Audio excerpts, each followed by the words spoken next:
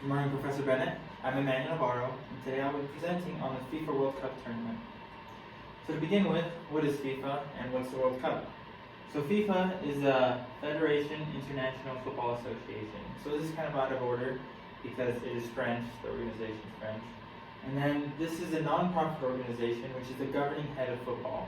It takes care of everything that has to do with soccer around the world.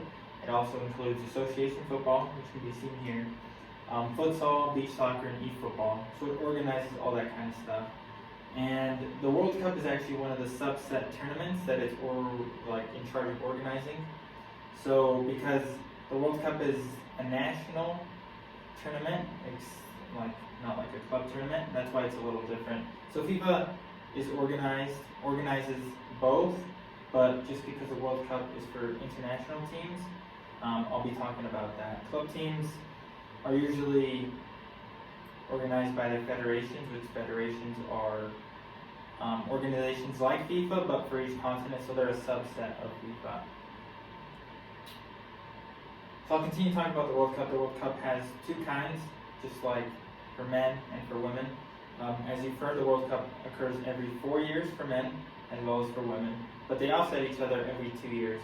So say the Men's World Cup was in 2018, the Women's World Cup was scheduled for 2020, and so forth. So 2022 will be the Men's World Cup, and they offset each other every year. So how to qualify for one of these tournaments, I'll specifically be talking about how to qualify for the men's side as opposed to the women. It's a little different because the number and sizes of nations that have teams. So for men's, each confederation, as I talked about, is in charge of a different continent. So CONCACAF is in charge of the North American continent. There's a confederation head for the South American continent, the European continent, the Asia continent, Africa, and as well as the Oceania region. So I'll give an example for the CONCACAF North American region. So how to qualify for that, say I'm a nation wanting to qualify. The qualification process usually starts 2 to 3 years prior to the World Cup actually occurring. So there's time for this to happen between all the club play, so club teams, maybe you've heard of one, the one here in Utah is Real Salt Lake. Many players are part of these club teams and they get called to come play for their national team. So these national team weekends are usually between breaks for the club weekends. So during these breaks, that's why they have so much time. These nations go and play each other. So for North America, there's 35 teams in North America, and they get split into 6 different groups, 6, 6, 6, 6, and then a group of 5.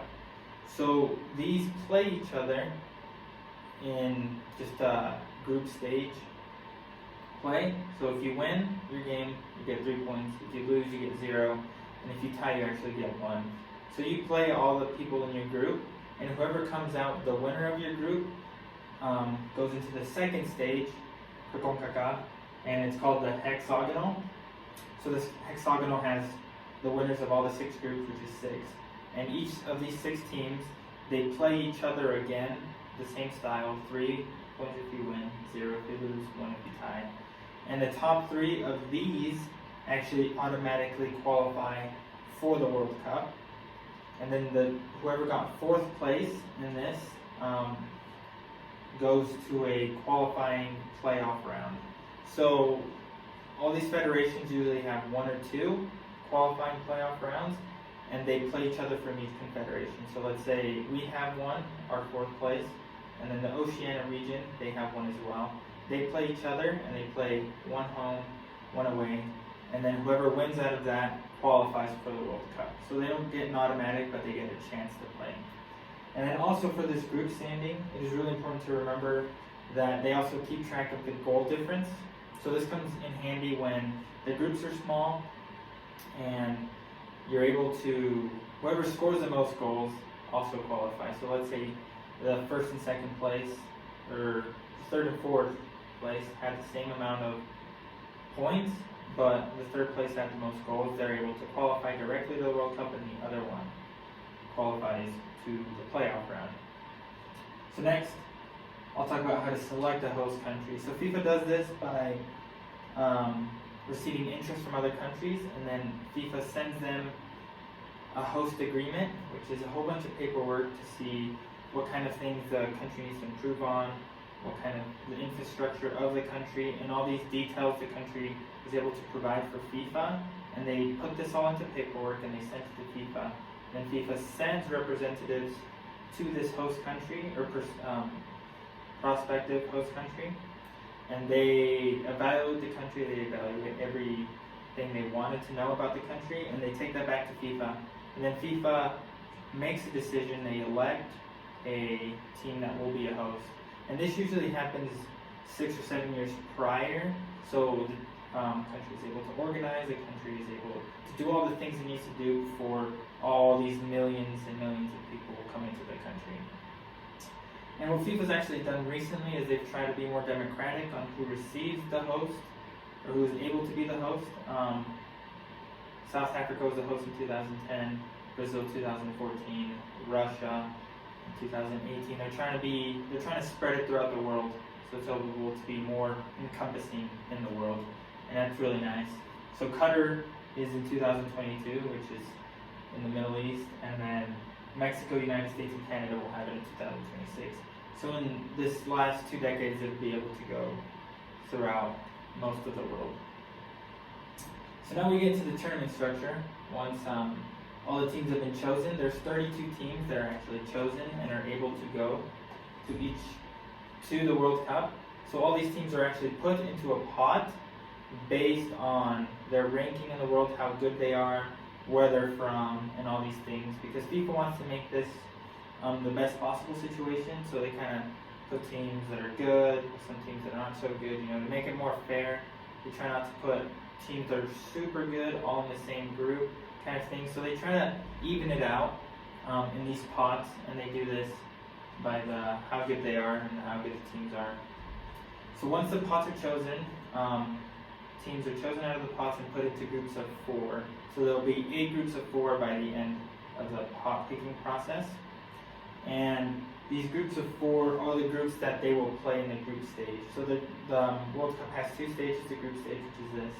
And once the World Cup happens, each one of these teams play each other just once. And as before, whoever wins gets 3 points, whoever loses gets 0, and whoever ties gets 1. So you play each one of these teams, and whoever by the end of all this play happens to be the winner and the runner-up, they are able to qualify for the next round. And then the people who didn't make it, they just go home. They're out of the tournament. So the next part is the knockout stage. The knockout stage has half of the people, just because the top 2 of each group made it. And they play in a tournament style of play. So each one of them is put into this tournament bracket. And this usually goes by group winner, and then across you have your group runner-up. So 2 group winners usually don't go head-to-head in the first round. So here we have these 2, right, in this round of 16. And then once these 2 play, they go on to the next round. So you go to the next round is a little different from the group stage. In the group stage, if you tied by the end of it, it was fine. You only played your first 45-minute half and your second to be a total of 90.